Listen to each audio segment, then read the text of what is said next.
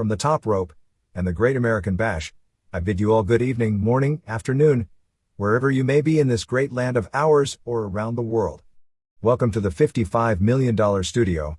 I'm the Pro Wrestle Machine. Let's get into this issue. Through the use of the Pro Wrestle Machine. January 4, 1999 Wrestling Observer Newsletter. Starcade Review. Jaguar Yakota retires. More. By Observer staff. Mankind captured the WWF title from Rock due to outside interference from Steve Austin in the main event of the Raw show that airs on January 4, taped December 29 in Worcester, Massachusetts. It is expected this will be a short-term title change with Rock regaining it at the Royal Rumble.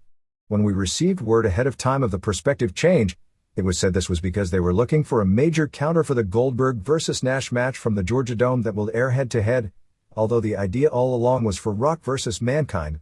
At the Rumble and after two pay-per-view meetings, it would have been somewhat stale without this change to jumpstart it. Austin hit Rock with a chair and put Mankind on top. The show ended with Mankind, without his mask on, doing the Yo Adrian speech from the original Rocky movie. As we open the new year, it becomes yet another game. Every wrestling promotion faces different obstacles coming off years with very different results. For all real purposes, WWF has been kicking WCW's butt from the Monday night ratings perspective, and beating them at the house shows, ending the year with 14 consecutive sellouts, which started on November 30 in Baltimore, and included record gates for WWF non-pay-per-view events in both the New York and Chicago markets over the weekend. That is partially because WWF puts more emphasis on getting all its stars to the house shows and on putting on 10-match arena events, and as the year closes, is also ahead on pay-per-view.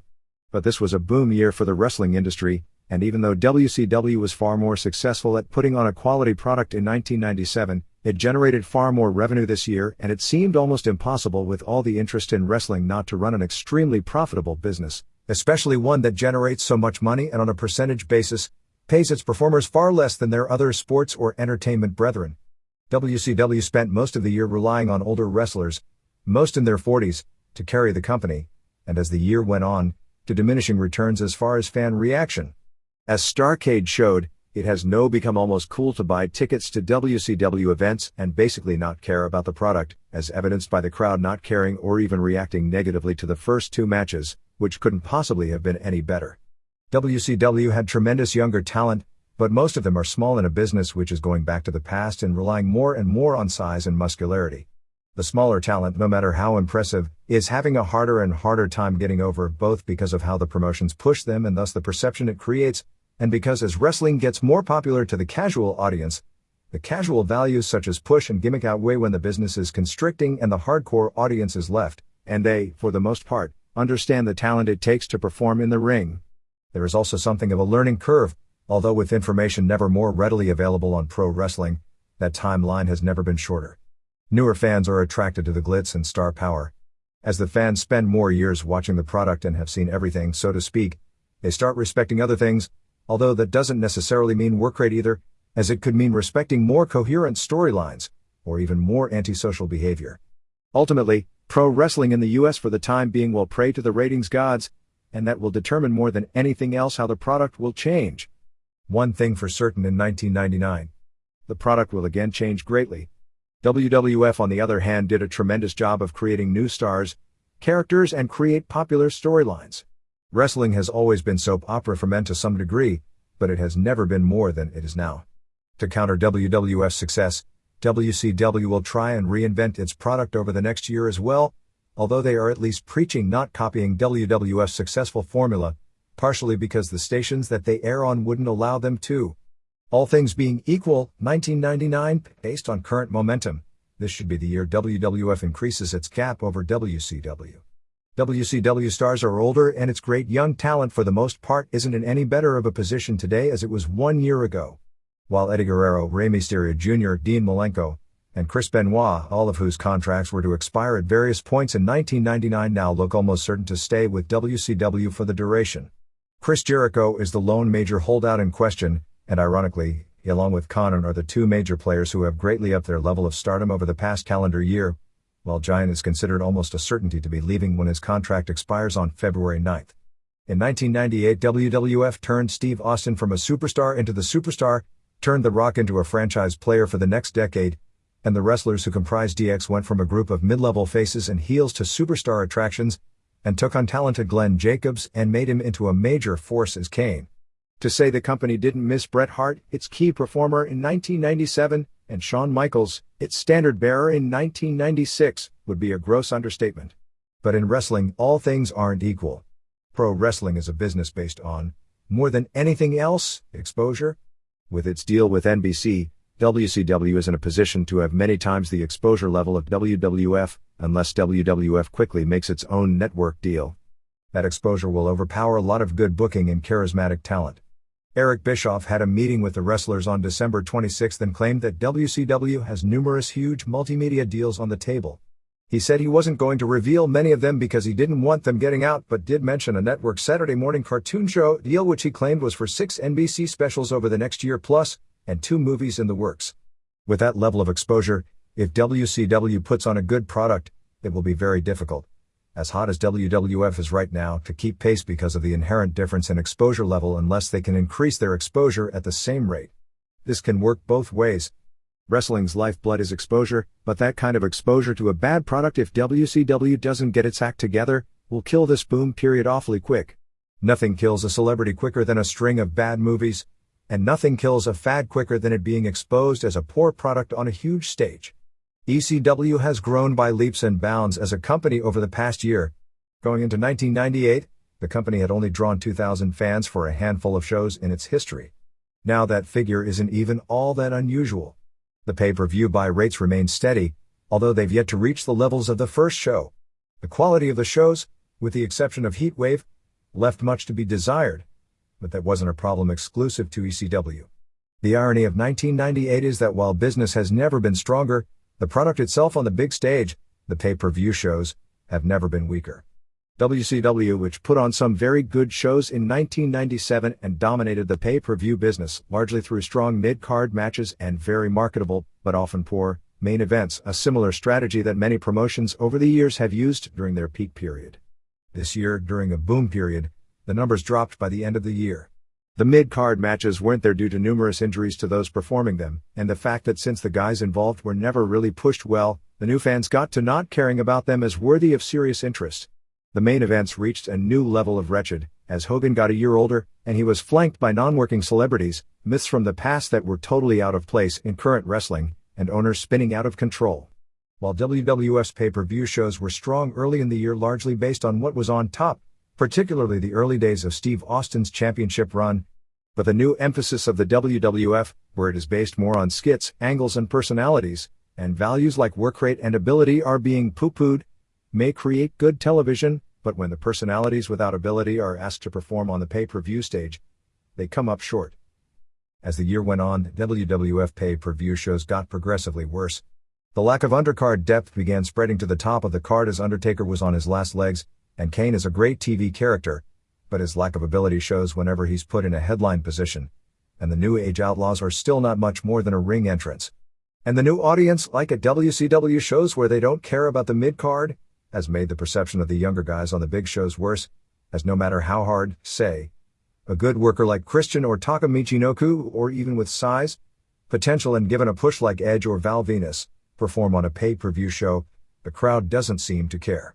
Bottom line, pro wrestling saved the pay-per-view industry in 1998, killed off by boxing's inability to create new drawing cards with Mike Tyson on the shelf. But as the year went on, the proliferation of not only too many shows, but too many bad shows and too much celebrity hot-shotting has just started to show, and it appears the pay-per-view peak right now has just slightly passed. Network exposure can reverse that momentum in a hurry. Or it could, if there is too much exposure of a bad product, quicken the fall based on overexposure. Japanese wrestling hit its peak a few years back, and for numerous reasons, among them stale booking and the inability, because of lessening television exposure, to create new stars coupled with the country's economic woes. It has been on the decline ever since. Vader gave All Japan a shot in the arm, but his signing is still in the long run like putting a band-aid on cancer. But All Japan still had a successful year largely because of the revenue drawn on May 1st when it drew 58,300 fans for its first ever Tokyo Dome show. It will, over the next few days, officially announce a show on May 2nd for a return at the Dome, with a lot of speculation again about making a deal with WWF to put the show over the top. And then there's New Japan. For years, New Japan was the model wrestling promotion. In the 80s, the company created more wrestling superstars than any company in history, enough to stock numerous major successful promotions, which is in fact what happened. By the mid-90s, with its interpromotional feuds and emphasis on creating the race of super athletes, it reached levels that no other companies had up to that point. After a great 1996 built around interpromotional angles, it declined but still had a very financially strong 1997, but got stale in 1998, while still presenting some awesome matches, particularly the best matches in the world every night in the mid-cards. There were exciting main events as well, the best of any major promotion on a consistent basis, although the All Japan Big Show main events beat them out, and there were no shows anywhere in the world that could hold a candle from top to bottom with the G1 Climax shows in August. But with WCW providing weak foreign talent and the company smartly limiting the exposure of its created foreign heels, Don Frye and Brian Johnston, the main events were often stale. As is often the case, instead of blaming themselves for not creating enough new stars and new angles to keep the product fresh, and instead relying on the athletic aspect above the soap opera, and in any combat sport, its boom periods are when the hype for creation of dream matches peaks and not the athletic peak of performance in the ring. The blame was placed elsewhere. And now the company is in turmoil. They had no ideas for a Tokyo Dome show on January 4th, and grabbed when Atsushi Onita made a grandstand play, but because Onita is yesterday's news, that failed to create much public stir despite all the media interest. About 10 days in, the Dome advance was 30,000 tickets. It won't be a disaster, but this is slower than any traditional January 4th show in history. They've got holds on dates for an April Dome, again with no idea what to do. Booker Riki Choshu, after being tired of being second-guessed publicly, suspended company top star Shinya Hashimoto, punished Kensuke Sasaki, while at the same time the fortunes of top draw Masahiro Chono are in question due to a serious neck injury, and the other remaining star, Keiji Muto, is now 36 and working with two chronically bad knees. New Japan looks to be in for a rough year. In the case of Hashimoto, the condensed version of the story is that he was critical publicly about the IWGP title contender tournament that will be held in February. His feeling was that the tournament, with mainly the same people involved, would dilute the prestige and drawing power of G1 in August, traditionally the company's peak period every year. This came after the promotion warned all the wrestlers about speaking out in public, being critical of the booking, and after the wrestlers were aware that Sasaki complaining about New Japan using Onita on its shows resulted in Sasaki being the man who will, at least at this point, have to put Onita over on the biggest stage of all. Since Hashimoto vs. Naoya Ogawa is the Tokyo Dome main event, the company announced an indefinite suspension of Hashimoto effective after the Dome show. From what we're told, this is not an angle, although it will certainly turn into an angle in some form when Hashimoto returns. There is already speculation about having Hashimoto join UFO at the Dome show because he's mad at New Japan, since UFO desperately needs a drawing card on top for credibility. While the suspension was announced as indefinite, it is generally believed that New Japan will bring Hashimoto back in April. Chono is still being advertised to work two shows in Sapporo on February 5th and February 6th in handicap matches. He is going to appear at the shows, but it is uncertain whether he'll wrestle, as the word right now is that Chono will be able to return from this career-threatening neck injury, but the timetable appears to be late March. There are a lot of other stories to watch for in 1999. With all its media exposure and the basic ignorance of the ongoing drug problem, pro wrestling is always one heartbeat away from a scandal that could result in serious examination of some unpleasant aspects of a weird business. There is also the potential more than ever for labor issues. While wrestlers are earning more than ever, pro wrestlers' pay is ridiculously below the level of athletes on teams that don't generate anywhere near as much money. While the idea that Sting or Scott Hall earned in excess of $1 million last year on the surface sounds like they are overpaid, and by the traditional standards of wrestlers' earnings they were, by the standards of athletes and entertainers, it is doubtful there is an overpaid performer in this business, although if there were, those two would top that list. Most NFL teams, that this includes their huge TV contracts, gross between $60 and $100 million. Total payrolls for talent range from $35 to $70 million, depending on the team. WWF and WCW will each gross probably $200 million last year, and more likely than not, more this coming year. WCW payroll for talent is said to be about $35 million, while WWF's is considerably lower, probably under $20 million. The perception that WCW overpays talent is ignorant if you look at the big picture. but looks to be the case because WWF has so successfully kept their salary structure under control, aka screwed talent during this boom period. WWF and WCW talent still, unlike NFL talent, largely pay for their own road expenses. Some stars get limos as part of their deal, but not a lot, and some get their hotel tabs paid. But they are in the distinct minority. The difference? Partially, promoters have talent by the balls in wrestling because of the belief that they can create a star out of cloth in wrestling, which sometimes is true but isn't always, whereas in football, or any sport, there is real competition and you have to be able to play. The lack of unionization in wrestling may become a big issue if revenues continue to grow, but salaries fail to keep pace, as has been the case. In addition, a pro wrestler earning $500,000 per year for the most part mentally feels that is an incredible amount to be paid for a job that nearly all went into with the mindset they'd never earn anywhere close to that, and most spent years early on making $50 per night. While fans of basketball have no sympathy for the stars, figuring they're already making 50 to 100 times what they'd be making if they had a real job, basketball players for the most part all grew up with stars in their eyes, fed by agents, sycophants and hangers-on from the age of 14. And believe the kind of money they make is due them. Wrestlers are beginning to get that mentality, but it is still somewhat new. Actually, there is one difference for the worst between the mentality of wrestlers, particularly in WCW, as compared to other athletes and major entertainment performers. Baseball players may very well resent having to go on the road all summer and play 162 games, but they know it's their job, and at this point there doesn't seem to be a situation where guys create their own fake angles to avoid going to the games. Because of the atmosphere in WCW, the most powerful wrestlers either don't go on the road, Hogan, or do so in limited form, which leaves the next level of wrestlers continually trying to find ways of avoiding the road, and leaves tremendous resentment among the rest of the performers who are making far less money and going on the road. It would almost be like the Bulls signing Michael Jordan for another year, provided there even will be a season, and Jordan demanding in his contract that he only works 25 games, and once the Pandora's box is open, then Grant Hill or Hakeem or Scottie Pippen will then want their schedules cut down, and you can imagine what that would do to the NBA if, say, the stars would mainly perform on national prime time but not the games that only air in the local market. Not that this year hasn't screwed it up enough. This mentality will eventually change the business, maybe not for the better, but change it nonetheless. One thing for sure, this year is going to be an interesting journey, and one to watch with your eyes wide open. Starcade opened with one of the 2 or 3 best matches in WCW of 1998. And it closed with a main event better than anyone should have expected going in.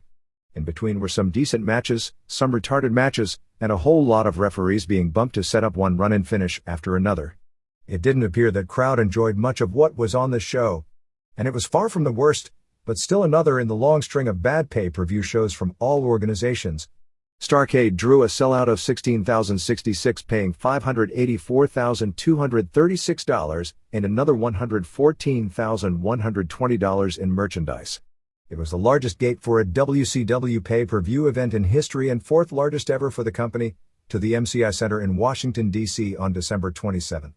The show was built around 2 matches, Kevin Nash winning the WCW title and ending the winning streak of Bill Goldberg, and probably the match that had more to do with the pay-per-view buy rate, whatever it may be, Ric Flair versus Eric Bischoff, with the stunning result of Flair putting Bischoff over in the middle of the ring, yet another angle that would be death to most wrestlers' careers, that Flair may very well come back from. If nothing else, after being out of the ring for 8 months and being nearly 50, Flair still showed great intensity and got a better match out of a non-worker than most of the matches on the show with workers. Those events took precedence over a storyline created to get Billy Kidman over as a superstar. And while Kidman, injured going in, first came out on top in a spectacular triangle match, and followed with an impromptu win over Eddie Guerrero in another very good match, he was making a gutsy and nearly incredible performance before a crowd that really didn't seem to care. These same matches and this storyline on another day in another place would have created a new superstar, should have, but didn't, and it was no fault of any of the participants involved. After the first 2 matches, it didn't seem possible this could be a thumbs-down show. But Norman Smiley versus Prince Iaukea, Perry Saturn versus Ernest Miller and Bryan Adams, and Scott Norton versus David Finlay and Jerry Flynn turned out to be pro wrestling's equivalent of Murderer's Row, as in murdering a great show. Why WCW, if they are going to put a cold match out there, don't at least put on a 6-man Lucha Libre-style match, as on previous pay-per-view shows those cold matches have gotten over it, and at times stole the show. Even if the crowd isn't going to care much, The matches still couldn't have possibly been worse than any of the 3 matches that took place. The rest of the show was so-so. It was far from the worst WCW pay-per-view but still unsatisfying when it was over. There was also a lot of disappointment regarding the show itself. WCW has changed plans so often that many original plans for whatever reason didn't take place. Most, like Dusty Rhodes as ref for Flair vs. Bischoff, or Miller vs. Saturn being a kickboxing match, were in original formats, but never actually announced to the public. There were WCW-produced advertising listing Flair vs. Bischoff as Flair's career against control of the company, which was the original plan, although that stipulation was also never announced on television. In Japan, they had hyped a Norton vs. Van Hammer IWGP title match, which never took place to the chagrin of the audience watching on pay-per-view there, but to everyone else's pleasure. While at one point there were plans for Lex Luger vs. Scott Steiner, Luger nixed that match and it was never announced on television although it was on the WCW hotline. Scott Hall vs. Bam Bam Bigelow was announced on the WCW Saturday Night Show, and it also didn't take place, nor was it ever acknowledged during the broadcast despite being hyped on TV as a last-minute special addition to the show. Hall actually suffered a twisted knee at Nitro 6 days earlier and it was questionable whether he'd be able to wrestle, but was advertised on the Saturday show anyway. The twisted knee may not have been the entire reason, as there was sentiment that night to keep both off the undercard even though advertised as wrestling each other because they were both scheduled for the main event angle. The repetitive booking, with all the ref bumps and 6 of 9 matches ending due to outside interference, really got old by the end of the show, particularly since both were to occur in the main event. 1. Billy Kidman, Pete Gruner, retained the WCW Cruiserweight title beating Rey Mysterio Jr., Oscar Gutierrez, and Juventud Guerrera and Nibal Gonzalez in 1455. About as good a match as would be possible in triangle form. The match started with Mysterio Jr. and Kidman working together, but that didn't last long as they started going at it. The two clearly had designed a match with one innovative spot after another, and there were very few spots of hesitation. The match was hampered only by the stupid rules, which basically require a save on near falls which in some cases look stupid, such as when Kidman did a move where he dropped Rey onto Guerrero for a near fall, then had to break up the pin himself, and the finish which took it down from a match of the year. There was a spot where Guerrero did a springboard Frankensteiner onto Mysterio Jr. who was on Kidman's shoulders. Because of weight and balance I've seen the best workers in the business screw up that spot and these guys nailed it.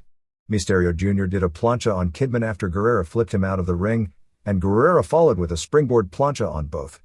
Mysterio Jr. did a Frankensteiner from the apron over the top on Guerrero sending both men to the floor. Mysterio Jr. also did this picture-perfect Osai moonsault off the top rope on both men. He came back in and did a springboard spinning head scissors. Guerrero did a juvie driver on Mysterio Jr. but Kidman saved. After both opponents took a bump to the floor, Kidman used a shooting star press from the top rope to the floor on both men. If both hadn't have stepped forward to catch him, he'd have landed on his head on the floor and he'd probably still be there now. It was an incredible stunt to try considering Kidman came into the match all banged up. At this point Eddie Guerrero came out. He distracted the ref and when Kidman had Guerrero pinned, he clotheslined him putting Guerrero on top. Mysterio Jr. ran in and dropkicked Guerrero which put Kidman on top of the pile for the pin. 4.5 stars. After the match Guerrero started running down both Mysterio Jr. and Guerrero saying they had let a pretty boy beat them and they are supposed to be the best wrestlers in the world. It was the best Guerrero interview since he's come to WCW as he came off as a great heel and got his points across strongly while shoving the other guys around. Guerrero was running down Kidman saying he could easily win the title. Kidman came out and agreed to put the title up. Guerrero said he'd change into his gear but Kidman insisted the match take place right away. 2. Kidman pinned Guerrero to keep the title in 10:49. Mysterio Jr. and Guerrero stayed at ringside, with Mysterio Jr. helping Kidman and Guerrero helping Guerrero. However, Guerrero outside the ring was shoving both guys around. Although the announcers played up that Kidman should be tired after his previous match, they never worked spots on that premise. Guerrero untied one of his boots and hit Kidman with it. He then wrestled the next several minutes with one shoe off and did some rope walking high spots anyway. Mysterio Jr. got the shoe and hit both Guerrero and Guerrero with it. Eddie did the rope walk into a head scissors with one shoe. Kidman did a facebuster and a leg drop from outside in for a near fall. Just as they were building to the finish there were loud boring chants. Kane wasn't the only one who escaped from a sanitarium in the last week. Kidman missed a Frankensteiner off the top. Both were on the top while the bodyguard Mr. Flores distracted the ref. Guerrero scooped Kidman's leg and he crotched himself. Mysterio Jr. then shoved Guerrero off the top and he crotched himself and fell in the ring. Kidman finished hit off with a shooting star press. 3.5 stars. 3. Norman Smiley beat Prince Iukaya, Mike Hayner, in 11:31. This started the show-killing segment. Tony Schiavone spent most of the match hyping the main events later in the show. I don't understand the psychology. Everyone watching has already paid their $30 and it isn't like they are going to flip to La Femme Nikita and miss the main events. Schiavone at this point said that Flair had suffered a mild heart attack, this coming 1 week after they declared based on Flair running around that he must not have suffered a heart attack. At least he didn't try to say that Cactus Jack still had amnesia. Loud boring chants and it was a bad match as they didn't work together well. You can't have a good match with Smiley unless you know mat wrestling. Fans did get into Smiley's dancing but not his wrestling. They were out there way too long and there was no build when Smiley finally got the chicken wing submission. Dud. Hall did a total face interview talking about how 1998 wasn't his best year, but it was all his fault. When he brought up Nash, fans started cheering him. 4. Perry Saturn Perry Sotelo pinned Ernest Miller in 7:07. Sonny Ono did a run-in and went to kick Saturn, but he moved and you know what happened. Miller got mad and kicked Ono, and when he turned around, Saturn got him on his shoulders for the Death Valley driver. Saturn badly needs to lose that vest. Dud. Flair did an interview saying that he agreed that the rest of the Horsemen would be banned from the building. Can you say another run-in finish?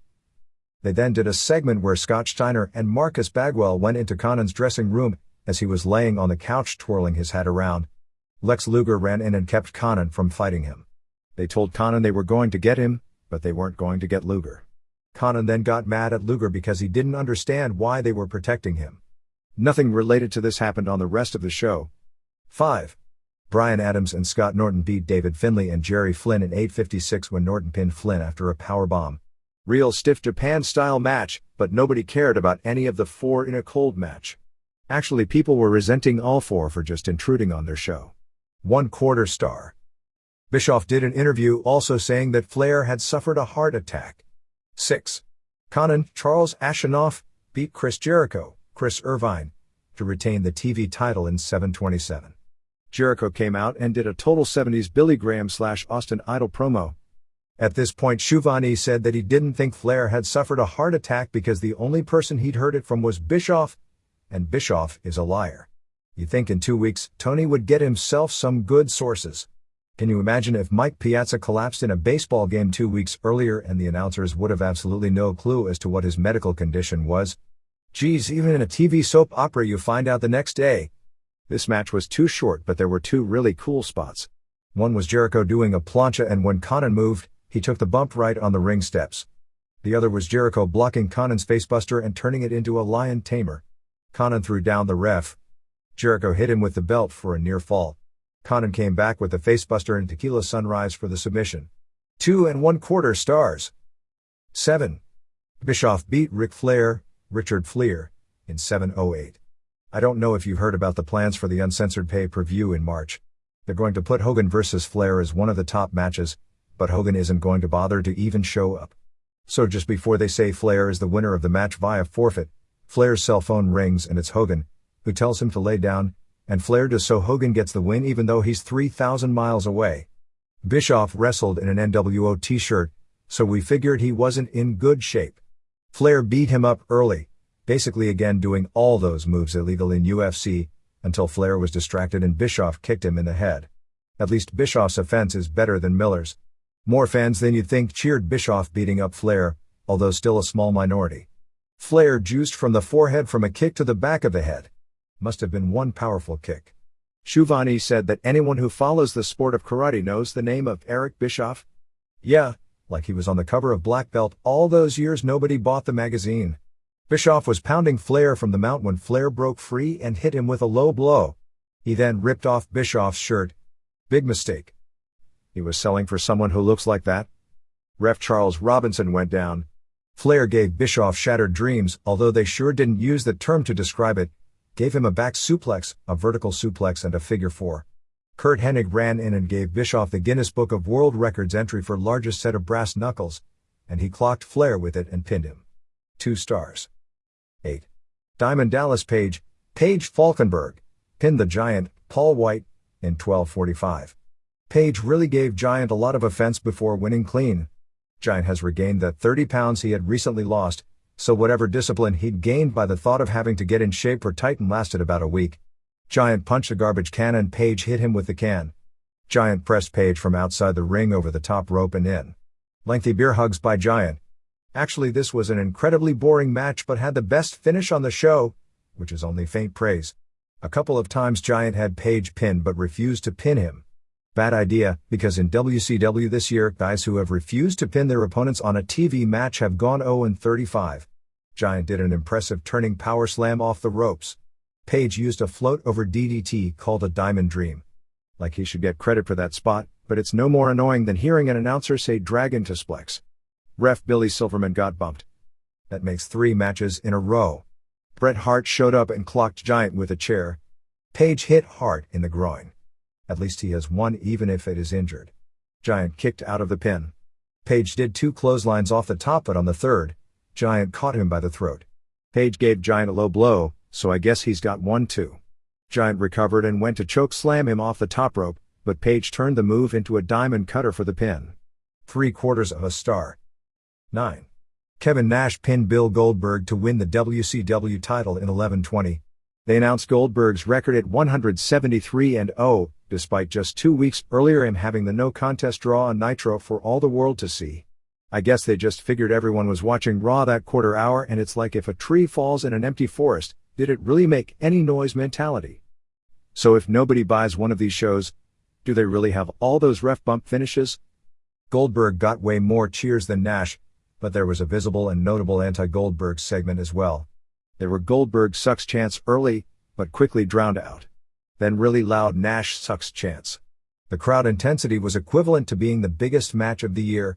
They did a UFC spot, where Goldberg was pounding from the mount and Nash caught an armbar. A really lame-looking armbar. But still, from Nash, it was really cool. And Goldberg got out of that into an ankle lock. Goldberg speared Nash, but before he could do the jackhammer, Nash used a low blow. Let's see, that made 173 for this show alone. One thing this match proved is that Goldberg is far more talented than he gets credit for being. He's green for sure, because he has such limited actual ring time, and he doesn't sell, which is part of his gimmick, but he can do a lot of things and his offense looks real good. They traded lots of near falls and this turned into a good match. Goldberg did a front chancery into a suplex and followed with a standing sidekick for near falls and a power slam for another near fall.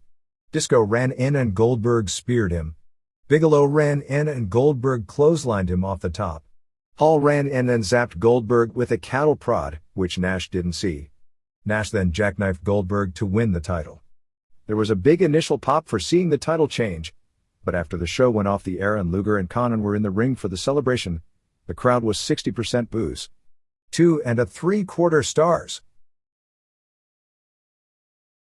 The retirement of Jaguar Yakota on December 26 at the age of 37 brings to mind once again both one of the early glory periods of Japanese women wrestling, and also should serve as a reminder that Yakota has to go down in any list as one of the top 2 or 3 in-ring performers, and probably the best trainer ever in the history of women's wrestling.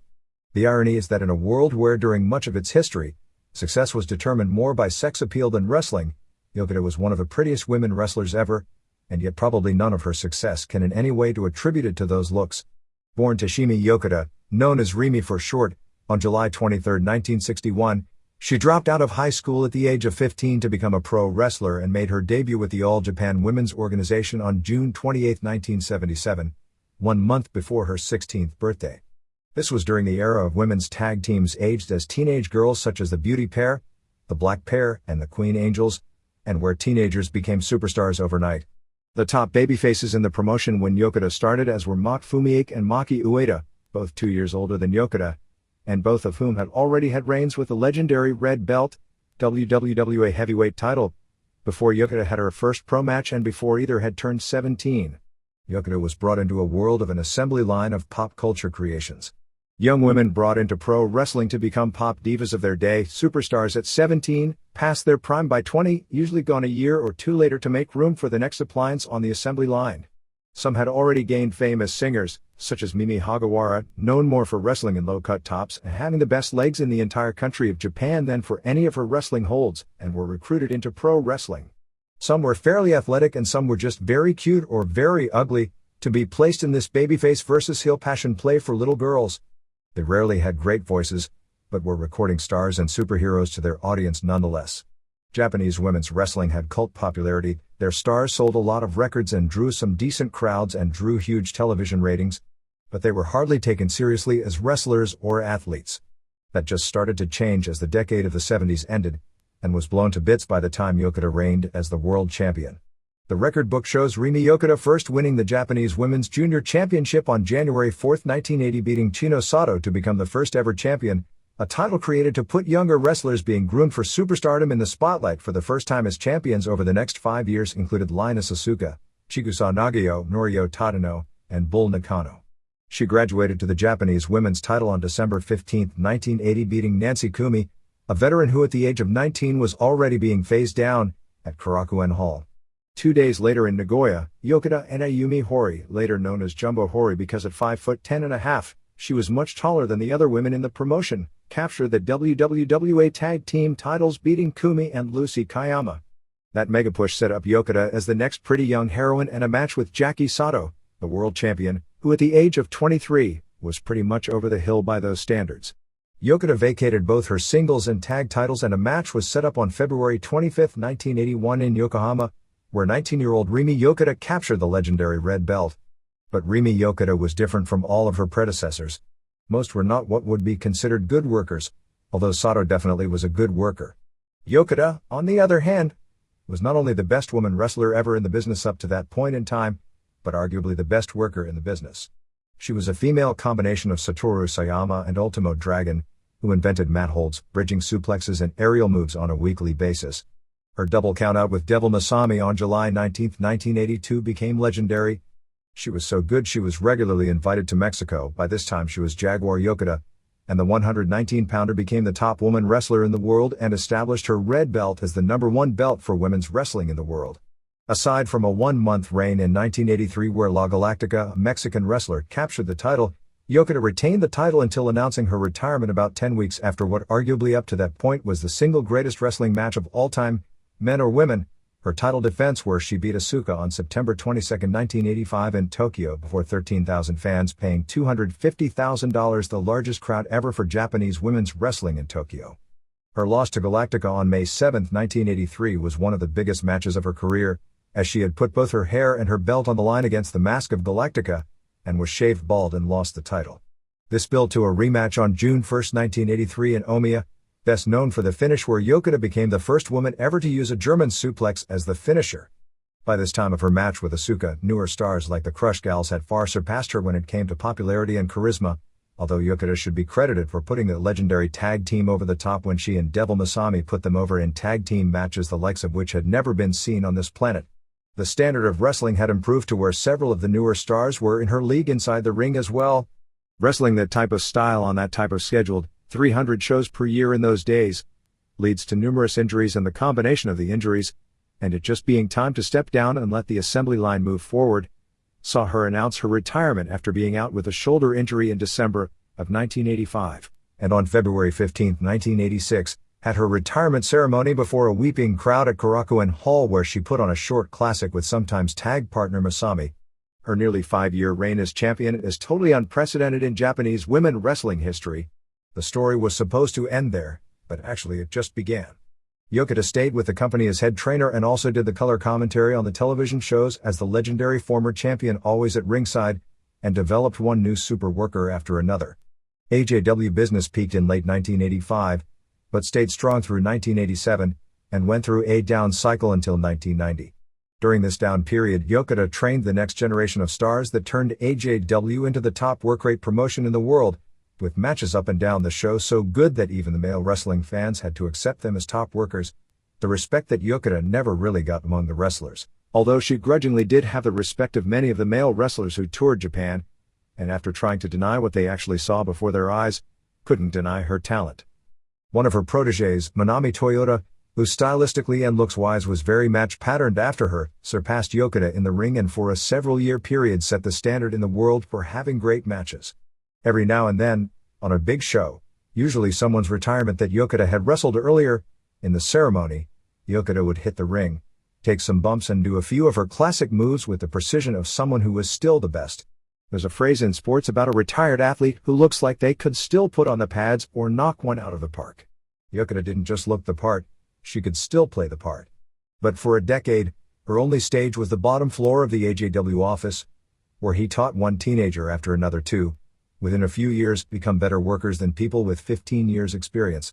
She had no stage to perform on, so briefly switched to amateur wrestling, but didn't fare well wrestling at 110 pounds in the national championships.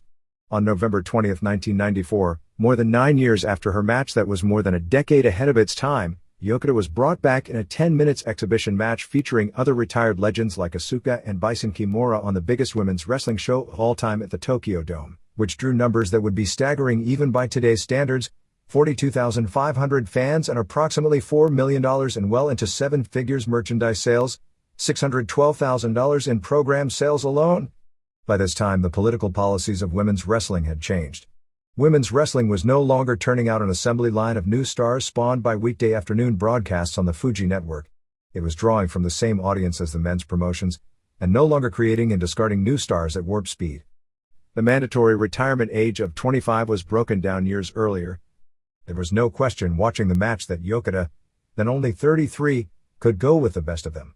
AJW brought her Asuka and Kimura back to work major shows, largely to put the younger wrestlers over. Eventually they left and formed the JD promotion with their first show on December 24, 1995, with Yakota and longtime rival Asuka as the top stars.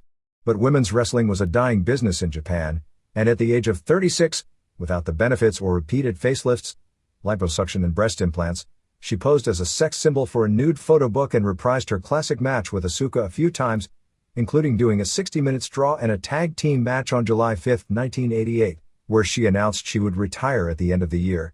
In her final match, before 5,800 fans at the Ariake Coliseum in Tokyo, Devil Masami pinned Jaguar Yakota in 1933 with the Fire Driver, form of the Power Bomb, just one of many moves invented by male wrestlers years after Masami and Yakota were doing similar moves to a huge network audience every weekend. It was said to have been worked cat and mouse style, being that Masami has grown to being nearly twice the size of Yakota, and was said to be a great match. After the match she said she was retiring because she understood her limitations, and wanted to open up her own wrestling school. There are some women wrestlers like Mildred Burke, who historically may be far more interesting characters. There are some, like Fabulous Moolah, who have everyone beat for longevity. What people do in the ring advances at a rapid pace in this business, and someone whose ring work is ahead of their time will someday always be surpassed. She never made huge money in wrestling, and for that matter rarely drew huge money, as well as the big gates she headlined were really drew by her opponents. But Jaguar Yakota also deserves a place in history as something a lot more than the longest reigning woman world champion ever in Japan, or that great worker who held the singles title during the Crush Gal's ascension, or even as the best trainer of woman wrestlers ever, and one of the 3 best female wrestling performers to ever exist on planet Earth. She was the first woman wrestler ever who in her time was better than any of the men. Japanese television rundown. December 19th, Pancrase. Unfortunately for the Pancrase organization, after 3 pay-per-view shows, the excitement level has failed to come close to that of the glory days of the company from 1993 to 96, when this experiment of doing pro wrestling as a competitive sport without predetermined winners created by Ken Shamrock, Masakatsu Funaki, and Minoru Suzuki, who were tired of being in the shadow of older stars who wouldn't step down in a pro wrestling promotion which was billing itself as shooting but was actually working. Pancrase created some homegrown stars who had both ability and charisma, most notably Boss Rutan and later Frank Shamrock. But as time went on, virtually all the stars split with the organization. Ken went on to greener pastures. Rutan and Frank suffered so many serious injuries in doing real matches, Suzuki and Manabu Yamada, that they are shells of their former selves. Pancrase has failed to create a second-generation star with box office appeal, but has produced a crew of highly skilled real fighters who can hold their own with just about anyone of near their size in the world, leaving a skilled but fading Funaki as the group's top star. Even though the success of people who cut their teeth here in events like UFC have proven the level of the competition to be the highest level of submission fighting in the world, The popularity peak a few years ago when Pancrase t-shirts around Tokyo were like Austin 316 shirts at a shopping mall is long gone. What is left is a basic martial arts sport, in many ways closer to amateur wrestling or judo than pro wrestling. It's almost only pro wrestling because it lists itself in the domain of pro wrestling, is covered as pro wrestling, and because it originally spawned from pro wrestling and its top stars were all pro wrestlers. This show, while having good competitive and even matches, failed to have the explosiveness of some of the matches on the September pay-per-view show, and that was really a thumbs-in-the-middle type show. 1. Daisuke Ishii beat Minoru Toyonaga via decision after 10 minutes. Toyonaga is from Takada's dojo, and had Kazushi Sakuraba in his corner, so this was an interpromotional match. Ishii controlled about 85% of the match, getting behind him twice but failing to get the choke, and throwing some strong knees, so he easily won the decision even though neither had the other in serious trouble. Toyonaga went for a front guillotine in the last 30 seconds but failed to hold it. 2. Jason DeLucia beat Manabu Yamada with an armbar in 1:12. Not much to say about this. 3. Asami Shibuya beat Minoru Suzuki in 2:24. This was a freak deal. Shibuya took Suzuki down and Suzuki apparently blew out his hip. They were rolling around on the ground, and when it came to stand up, Suzuki couldn't stand and they had to stop the fight. Suzuki had to go out on a stretcher. The injury didn't look at all violent or spectacular, Suzuki just couldn't stand on his hip. 4. Evan Tanner beat Ryushi Yanagisawa in 2:25 with a headlock choke. Tanner got the move almost immediately and put the pressure on. Yanagisawa survived for about a minute in the hold, but couldn't break it and finally tapped. Not much of a spectator match, but a hell of an impressive win for Tanner, who basically goes for that move in every fight, and even though his strategy seems predictable and his technique isn't refined at all, his wrestling ability and freakish strength allows him to mow through people via predictable means. 5. In a NHB match, Keiichiro Yamamiya went to a 15 minutes draw with Jeremy Horn in a match without judges. A very close match, but not much of a spectator match. Yamamiya, who was giving up 13 pounds, landed on top with a takedown, but Horn held him in a guard. And they stayed there. Horn threw some short elbows from the bottom, and Yamamiya threw some punches from the top. Finally, Yamamiya escaped the guard, and they were on their feet at 10 minutes. Yamamiya attacked with punches and Horn came back with knees. Yamamiya was getting the better of the exchange when Horn took him down, falling backwards and holding a guard. Yamamiya got some punches in from the top at 12:30, but most of it was a ground stalemate. Aside from the brief stand-up, it was a boring spectator fight. It probably should have been a draw, but if pressed, I'd say Yamamiya had a slight edge, which says something because even though Yamamiya is a pro fighter, it was his first match under these rules, and Horn has had more than a dozen. 6. In another NHB match, Kengo Watanabe went to a 15 minutes with John LeBay. Watanabe had a 22-pound weight edge and you can't underestimate that. LeBay got the first takedown, but Watanabe rolled him quickly and was on top in the guard. And there they stayed. Watanabe threw short punches and headbutts, keeping busy on top but never had LeBay in any serious danger. He got a few punches in at 5 minutes. At 10 minutes, Watanabe threw some elbows to the thigh to break the guard. He was punching the ribs until LeBay's ribs were all red. LeBay also got a bloody nose from punches. In the last 30 seconds, Watanabe was laying in a lot of punches and headbutts. Had there been judges, Watanabe would have clearly won the decision. Another boring spectator fight, however. 7. Masakatsu Funaki beat John Rankin in 5:55. Funaki had a 16-pound edge, and in his pre-match interview, you could see that even Rankin realized he was brought there to lose and was outclassed. Funaki took him down immediately and got the mount. It was one of those weird Funaki matches. He kept the mount and seemed to be looking for a submission but never actually went for any. He did throw a few headbutts, but really didn't do much. He just kept his position. It was almost as if he didn't know how to react to these rules. And then suddenly, as in other of his fights, he seemed to wake up and fight. And boom, he connected from the mount with 17 punches and elbows in the span of 10 seconds and basically knocked the hell out of Rankin before the ref stopped it. 8. Guy Mesger beat Yuki Kondo by a majority decision after 20 minutes to retain the King of Pancrase title. They started standing and Mesger got the better of it with Kondo winding up with a bloody nose. Finally Mesger took him down. After a stand-up, Kondo got some blows in until Mesger took him down and mounted him. Mesger maintained his mount for several minutes before a stand-up was ordered. Mesger took him down and mounted him again. Mesger kept trying to make life miserable for Kondo, doing a lot of attempts at forearm chokes. After another stand-up was ordered, Mesger took him down again. Another stand-up and Mesder took him down again, and again. This time Mesder, with time running out, started punching the ribs. Toward the finish, Mesder started throwing palm blows to Kondo's face and reopened the cut on his nose. Again, at no point was either close to finishing the other off, but Mesder did dominate the fight. The crowd didn't boo the fight like they did for Mesder's match with Yanagisawa, but it wasn't an exciting fight either. Kondo was crying on his way to the back. Mexico. The Christmas season was huge for business. Arena Coliseo sold out, 5,500 both on December 25th and again on December 27th. AAA sold out its Christmas night show, although it was running in a 4,000-seat building.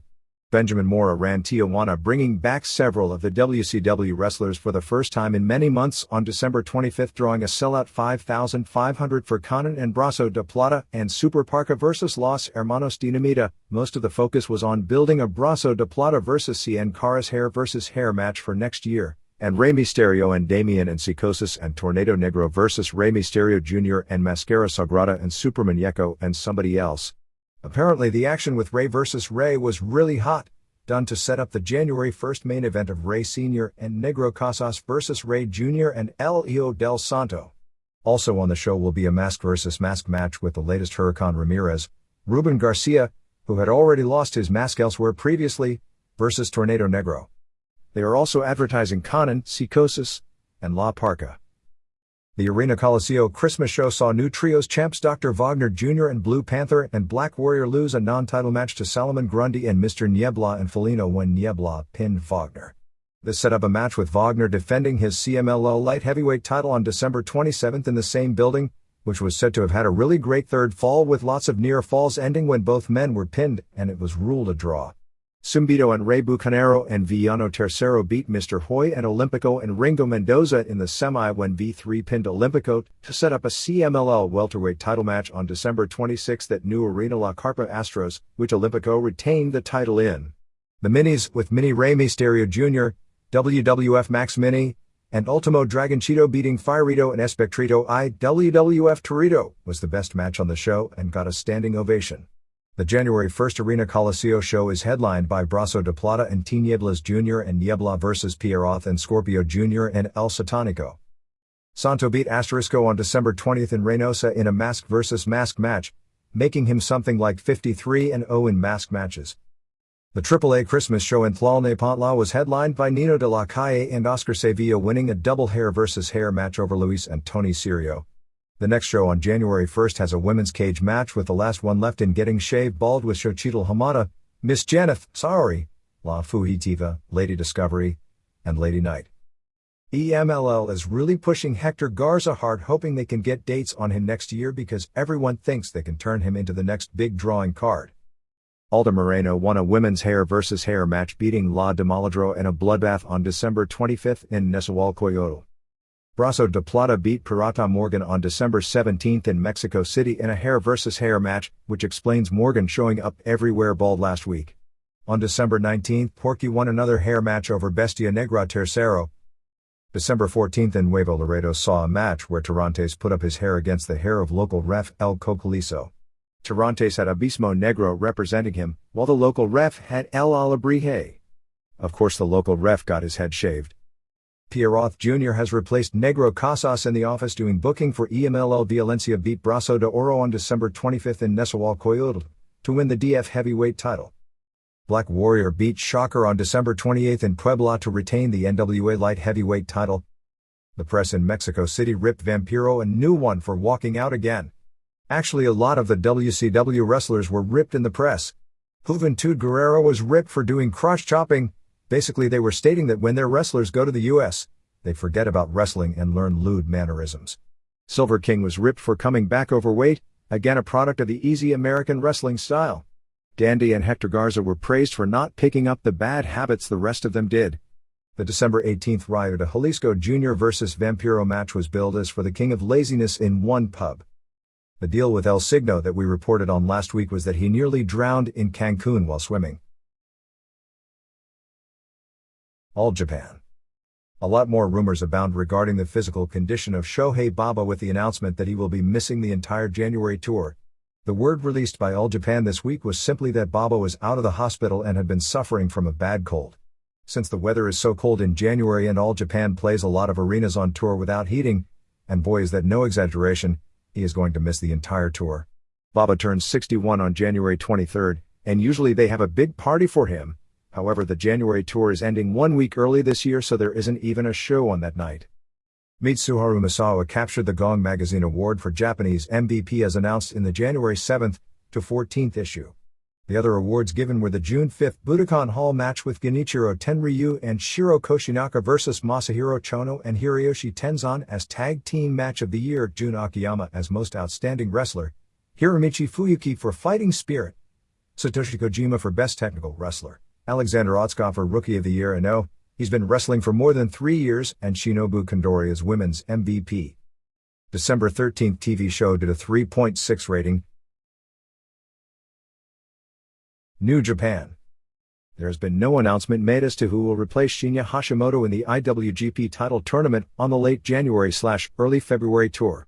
Antonio Inoki, since they are trying to get UFO over as a separate organization, and Naoya Ogawa, both talked publicly about wanting Hashimoto in UFO. Inoki said that Hashimoto would have to lose a lot of weight and get in better shape before they would accept him in their group. The tickets, as you would figure, for the UFO show on December 30th in Osaka, aren't moving at all. Inoki has been spending a lot of time in Osaka doing personal appearances and he gets mobbed wherever he goes, but the people who stand in line to get his autographs aren't buying tickets at all. They are papering the show like crazy to not have an embarrassing turnout, but the fear is that on December 30th, even people with free tickets probably won't attend. Keiji Muto returned to Japan this past week. He apologized for not going to St. Louis for Nitro to do the planned angle with Scott Norton to build up their IWGP title match at the Tokyo Dome. He said his knees were killing him from his treatment. The plan is for Muto to win the title and Eric Bischoff is said to be unhappy about it. Atsushi Onita held a photo session which he announced would be for training photos, and when the press got there, Onita said that he doesn't need to train, that he's a natural athlete and would use foreign objects to beat Kensuke Sasaki. New Japan held a show on December 23rd before a sellout 1,780 at Korakuen Hall with Hiro Saito and Hiroyoshi Tenzan and Satoshi Kojima over Yutaka Yoshi and Hashimoto and Junji Hirata as the main event, plus Sasaki beat Shinjiro Otani in a singles match. Norton appears from February 5th to February 14th, while Don Fry, Dave Beneteau, Great Sasuke and Brian Johnston will work February 5th and February 6th in Sapporo and February 14th at Budokan Hall. December 12th TV show did a 2.8 rating. Other Japan notes. Besides Jaguar Yakota, another woman wrestling star, Cutty Suzuki, retired with a ceremony on December 27th at Korakuen Hall before 2,030 fans. The original match was Suzuki vs Dynamite Kansai, however Kansai suffered a serious concussion last month at the AJW 30th anniversary show, and due to the situation with Plum Mariko, they are extra careful about these things now. Kansai riffed an 8-person tag with Suzuki and Devil Masami and Hikari Fukuoka and Commando Bolshoi beating Tomoko Kuzumi and Tomoko Miyaguchi and Rieko Amano and Kanako Matoya in 23:44 when Kansai, as ref, gave Matoya a splash mountain and Suzuki pinned her after her trademark flying knee attack. Suzuki, real name Yumi Suzuki, 29, had some popularity early in her career with a lot of modeling photo books as a teenager and later some softcore videos. She was the first star created by the original JWP organization when it formed on September 19, 1986, although she was never much more than an average worker in the ring. Rumor has it that the next major retirement in 1999 will be Takako Inoue, 29, of AJW, who is in her 11th year as a pro wrestler. Rings announced Frank Shamrock vs Kiyoshi Tamura as the main event for its January 23rd show at Budokan Hall. The Battle Dimension tournament has turned into a complete disaster. The plan was for the Japana team, consisting of Yoshihisa Yamamoto, Hiromitsu Kanehara and Wataru Sakata to be the upset winners of the tournament, beating the Giants from Georgia of the former Soviet Republic, Bisaid Teriel, Bisaid Amaran and Andrei Kopolov. However, when Yamamoto got a hernia and was unable to work the semifinals, either based on rules about not having replacements, or just the feeling that whatever replacement the Japan team would put on would have to be a prelim guy like Yasuhito Namakawa, and from a name standpoint, they didn't want to put that team over the big foreigners. They simply had Holland Dick Frey, Hansa Nyman and Joop Kasteel go to the finals on a forfeit. On the December 23 show in Fukuoka before 5,500 Jujubjeet Russia beat Grom Zaza, Nikolai Zuev and Vladimir Klementiev, 3-2 when Teriel, as the sum survivor, knocked out Kopylov in 2:18 and then choked out Klementiev in 5:17. Since Georgia vs. Holland has zero box office appeal at Budokan is a 16,000-seat arena, this led to Tamura vs. Shamrock, which is intriguing.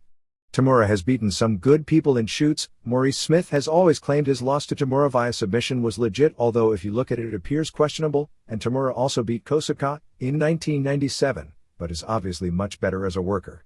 I don't believe Shamrock has ever done a pure working match and at this point have no idea what exactly this match will be. On December 23, Tamura beat Kenichi Yamamoto in 11:22 via TKO from a high kick. Alexander Karelin will be at the show, but it's not certain whether he'll do an exhibition match on it to hype the Akira Maeda match on February 21.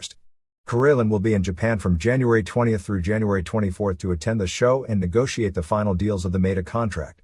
Besides being arguably the greatest real wrestler who ever lived, Karelin as a teenager in the military was Soviet military champion in Sambo, so he does have some experience in submissions, although it would have been about 12 years ago, and competed in amateur boxing while growing up, so he does have things other than Greco-Roman wrestling in his past. They had a big inter-promotional angle on the Jaguar Yakota retirement show on December 26. Neo Ladies, which is a company is on death's door, of Kyoko Inoue and Itsuko Mita and Mima Shimoda beat AJW team of Manami Toyota and Yumiko Hata and Takako Inoue in 1926 when Inoue pinned Hata with a Victoria Driver, which is the same move Kenta Kobashi debuted of a torture rack into a Death Valley bomb. Then on the Neo Ladies show on December 28 at Korakuen Hall, which drew a nearly packed house, Hata attacked Inoue after her main event TWF title defense against Misae Genki. They announced after the match that Kyoko Inoue and others from Neo Ladies would be at the AJW January 3 show at Korakuen Hall to continue the feud. In the other top match on the show, Linus Asuka beat Mayumi Ozaki using Ozaki's own Tequila Sunrise, a half Nelson German suplex, on her. Another interpromotional feud started on the December 27 Gia show at Korakuen Hall, as after Asia Kong and Mayumi Ozaki beat Meiko Satomura and Tashio Yamada in the main event, Linus Asuka attacked her legendary tag team partner Chigusa Nagio, which I believe would set up the first time these two would have a singles match against each other in 10 years. JD had a December 29 Korakuen Hall show featuring a one-night tournament, won by Yuko Kosugi, for the Jaguar Yakota Cup. JWP will present a 10-year memorial show for Fukuoka on January 10 at Korakuen Hall. Fukuoka and Kuzumini defend JWP tag titles against Boishoi and Amano on January 15 in Osaka. FMW on January 13 in Kawasaki will be holding a Royal Rumble to determine the #1 contender for their world title. Michinoku Pro is running big shows on January 8 in Sapporo Nakajima Sports Center and January 10 at Sendai New World Tennis Club. Top matches in Sapporo are Great Sasuke vs Tiger Mask and Super Delphin vs Solar plus Original Tiger Mask and Grand Hamada vs Minoru Tanaka and Masaaki Mochizuki. In Sendai, it'll be the Yone Jinjin retirement show and he faces Grand Naniwa plus Sasuke and Mochizuki vs Grand Hamada and Tiger Mask. Shima Nobunaga, Judo Suwa and Sumo Fuji will also be on the tour. January 13 at Korakuen Hall will be Sasuke and Sasuke the Great, Masao Orihara, and Takeshi Ono vs Naohiro Hoshikawa and Sasuke Tiga, Masato Yakashiji, and Tiger Mask. Ultimo Dragon, who has held the NWA World Middleweight title since November 8, 1994, and he beat Corazon de Leon, Chris Jericho, in Tokyo, will be vacating it due to his injury and will crown a new champion on February 7 at Yokohama Bunka Gym in the big show of his Toriuman Promotions' first one-week tour.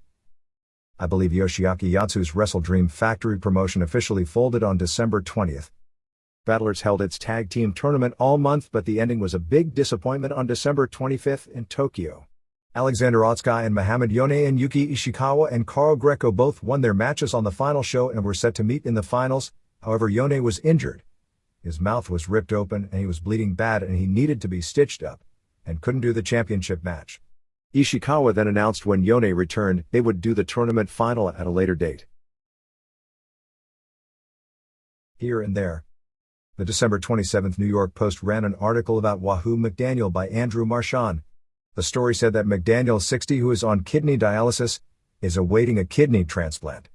McDaniel said in the article that he wouldn't be doing this and would simply accept death, except he wants to be there when his youngest son, 10, grows up. McDaniel undergoes dialysis 3 times per week, and still fishes, hunts and plays golf. The story talked about McDaniel's pro football highlights with the Jets in 1964. The story acted as if McDaniel was the first pro football star ever to go into pro wrestling. When the reporter suggested Wahoo started the trend and football players becoming wrestlers dates back to Wayne Munn and Gus Sonnenberg in the 20s, and the biggest star of them all, Branko Nagurski, who quit the Bears when he was generally considered the very best player in the NFL because the Bears were so tight in paying players and he could earn more money in wrestling, and he wrestled full-time for 6 years before returning to pro football. Wahoo said, "I would like to think I was." The story claimed Wahoo made more than $600,000 his best year wrestling, which isn't close to plausible. Wahoo was a major star in a day when major stars could make $100,000. But the most he ever earned playing football was $42,500. The story said that McDaniel nearly died 5 months ago when his weight went from 260 to 340, and said his health problems were caused by diabetes and hard living. McDaniel said the hard living didn't mean drugs or alcohol, but 38 years of football and wrestling. He has since underwent 7 operations and even this past week had a flare-up where his temperature reached a life-threatening 105, but recovered well enough to travel to his hometown of Midland, Texas. He lives in Charlotte, to visit his mother a day late for Christmas. December 26th, Memphis was the awards show. Derek King was named Rookie of the Year. They showed a video montage from the year, but Bill Dundee was out of the video and he got mad and said he was going to get extreme, and would start by having a woman strip on TV, and told Samantha to strip. Thank God Dave Brown said no, and they went to a break. I think with the exception of what New Jack did to Eric Kulas, that would be something that would make me have to give up watching wrestling for a while. Kid Wicked won Most Improved. Randy Hales then gave Tony Falk a Turkey of the Year award because his wife left him, his kids hated him and he's an embarrassment to himself and the promotion. Guess he's read a few too many articles about Scott Hall. Falk had a match where he wrestles blindfolded against Jonesboro, Arkansas DJ Ed Johnson over the weekend. Stacy won Woman of the Year. Samantha came out and got mad saying Lawler was the only reason she won. Dundee then came out and told her not to be mad and that Stacy won because she'd undress at the drop of a hat. Lawler came out and called Samantha a loser and a sweat hog. Randy Hales won Most Hated. Brandon Baxter got Manager of the Year. Hales then jumped him but Baxter got the better of it and Baldo and Vic Grimes went after Baxter but he left. They announced Most Popular would be next, and Brian Christopher came out. But of course Lawler won. Christopher got mad, and then Dundee jumped Lawler. Didn't I write this in 1958? Oh yeah, I wasn't born then. They had a battle royal to determine Wrestler of the Year. It came down to Streak and Mick Tierney. The lights went out and when they went on, a guy in a hood sprayed mist in Streak's eyes so Tierney won. Aaron O'Grady suffered a shoulder injury from a suplex from Kid Wicked, and returned to California for treatment and will be out 1 to 3 months. Just got a copy of the book Theater in a Squared Circle written by Jeff Archer and put out by White Book Publishing.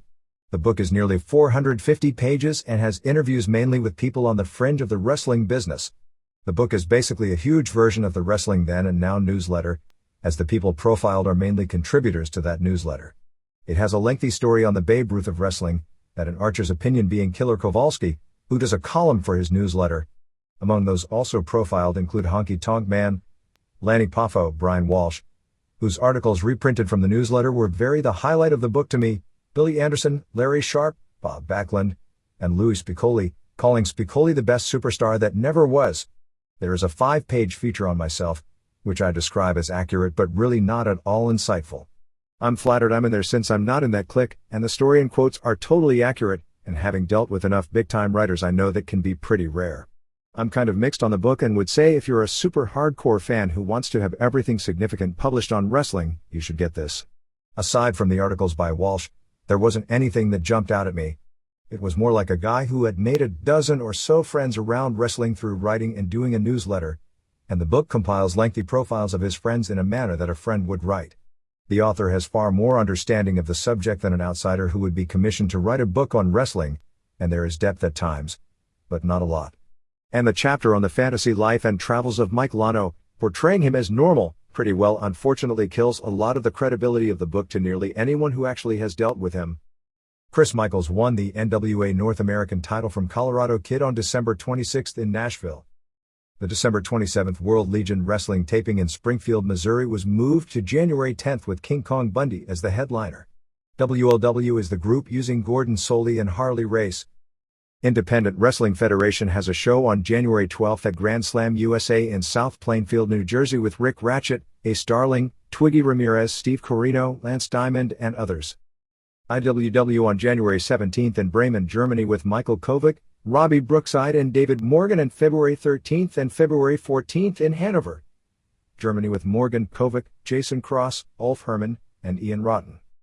The Roller Derby documentary preview to Roller Jam debuted on TNN on December 26. The one thing positive I'd say is that they did a better job of getting over all their mainstream publicity in 3 minutes than WCW has over the last 2 years combined. The group has a $4 million budget just for advertising to get this off the ground for the January 15th TV debut, including full-page ads this week in both ESPN Magazine and Sports Illustrated. They showed clips of a game. The show tried to get the new stars over, so from a mechanic standpoint as a promotion they know what they need to do, but the new stars were inexperienced at this and didn't seem to have standout charisma, although the women were very pretty.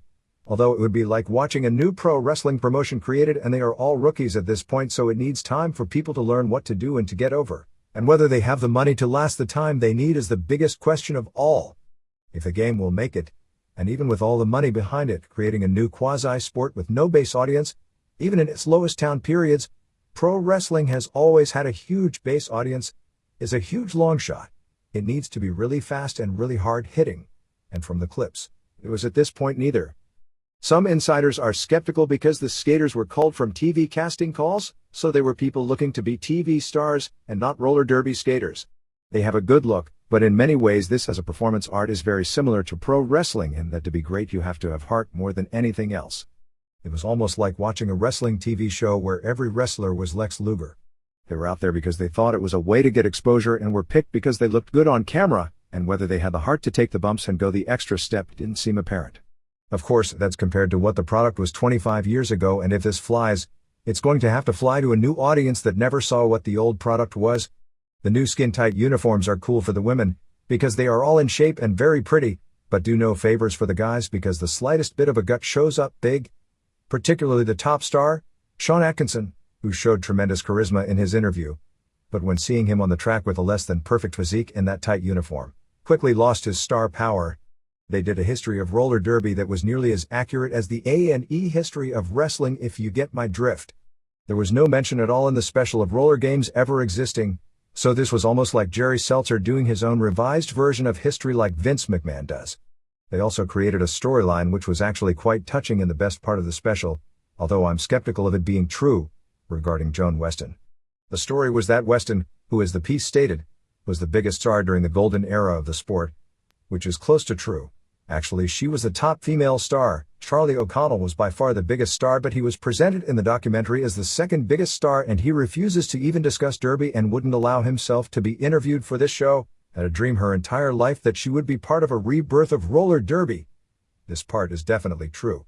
That even into her late 50s, she was out on her own track training new skaters for 3 or 4 hours every evening for a game that barely existed. This is also true. And then she died last year. The story created from all this is that these big-time TV execs, while glancing through the newspapers, came upon her obituary, remembered her from their childhood, and it was the impetus to create this.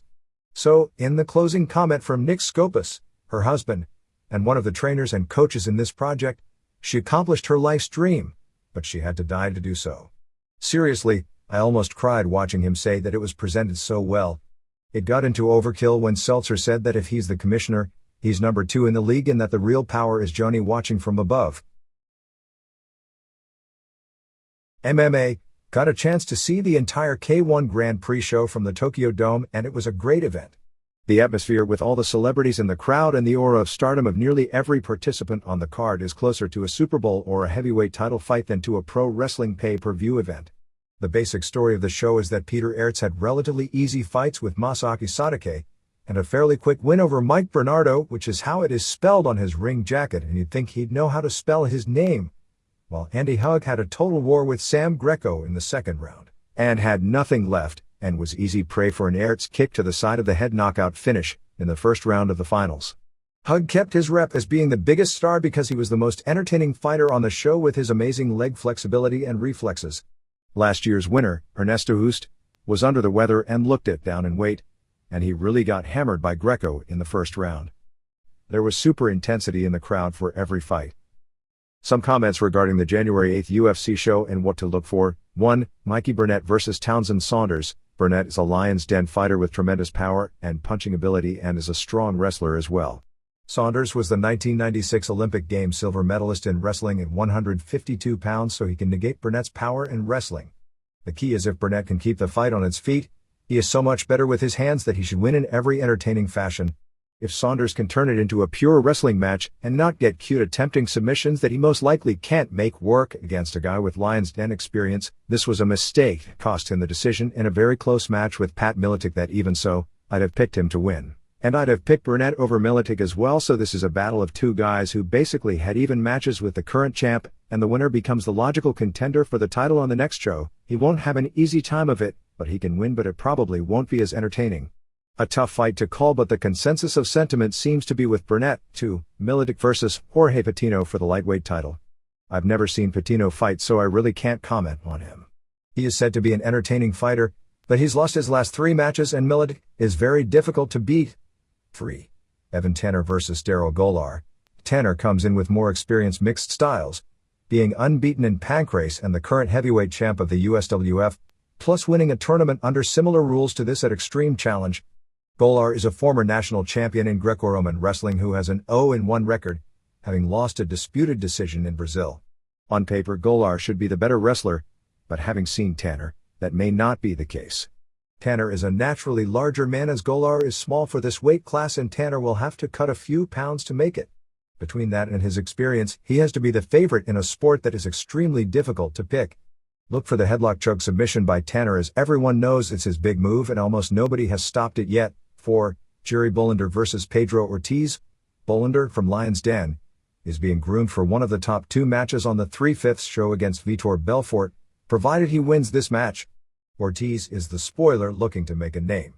Bullander is very experienced at this style of fighting and is ranked by nearly everyone near the top of his weight class. Ortiz, 1-1 in UFC, was a good college wrestler, who has some charisma, and is a naturally big man for this weight class, having to cut weight to make it. His main claim to fame was going to the finals in a 4-man tournament against Guy Mesger, and bloodying Mesger up early with knees to the head. When the ref stopped the match to examine Mesger, he got out of a bad position. When it restarted, Ortiz walked right into a guillotine and tapped, making him a very sympathetic character. 5. Mark Coleman vs. Pedro Rizzo. It'll be interesting to see if there are any changes in Coleman with his training with Ken Shamrock this past month. The result of this match depends largely on Coleman. If his stamina is up to the rest of his game, it's going to be a long night for Rizzo, as he won't be able to stop his takedowns to take advantage of his superior standing ability, or maneuver away from him as long as he has full power. Coleman's 2 losses were both fights where he lost not so much to his opponents, but to his own cardiovascular deficiencies. Rizzo is a good enough fighter that he'll beat that Coleman down the stretch. So the result of this fight largely depends on if that Coleman shows up or not. 6. Bas Rutten vs. Tsuyoshi Kosaka. From a political standpoint, probably the biggest fight on a UFC show in a long time, because it's the first ever Pancrase vs. Rings fight, on a neutral stage but with different rules. Semaphore Entertainment Group is attempting to market Rutten as the best fighter in the world, and his record over the past 4 years is impressive. In Kosaka, they may have picked one of the worst possible opponents for him to look impressive against. If they are on their feet, it will be a bad night for Kosaka. By being able to use a closed fist and kick without pads, Rutten will be far more dangerous under these rules than in the Pancrase rules he dominated in. However, most Rutten matches in Pancrase was spent with the majority of the time on the ground, and that was against men smaller than Kosaka. If Rutten can't knock him out early, he can be taken down, even though Kosaka isn't a takedown artist, but he manages to get his fights to the ground, as he did with Pete Williams. Kosaka is better with positioning and control on the ground, but Rutten is probably better with submissions. Kosaka also has legendary conditioning if the match goes the distance. There will be a lot of questions about both men answered in this fight, along with bragging rights of 2 rival promotions. This match could go a lot of different ways, and each one would have a different end result. Rutten will go in as the favorite, both because of what he's being hyped as being and because his record speaks volumes, but this result is far from a lock and wouldn't be a major upset if it goes the other way. This is a match which is a much bigger deal in Japan than in the US, but that won't lessen the pressure on either man because the match isn't in Japan. The winner of this fight will most likely face the Rizzo-Coleman winner, unless Rizzo and Rutten win, as they won't face each other on March 5th to determine the vacant heavyweight championship, and whoever wins this match will at least go into the 3/5 match from a fan's standpoint as the favorite in that match. Charles Taylor, a protege of Frank Shamrock, will be fighting Rumina Sato in Shudo at Korakuen Hall in mid-January. KRS has the Tokyo Dome booked for a show on May 1st. The only matches anyone can think of that could possibly be made as headliners would be either Hoist Gracie vs Nobuhiko Takada or Hickson Gracie vs Masakatsu Funaki. Neither of those matches on their own would probably draw a half house, and the former at this point may not even be that big of a ticket seller, although both on the same show probably would. While Funaki has a far better shot at beating Gracie than Takada ever did, he isn't close to the mainstream draw that Takada was, so as a business proposition, it's going to be harder to put together because Gracie would be more reluctant to take the match, which means they'll have to offer more money to make the match, and they won't be able to draw more money at the gate.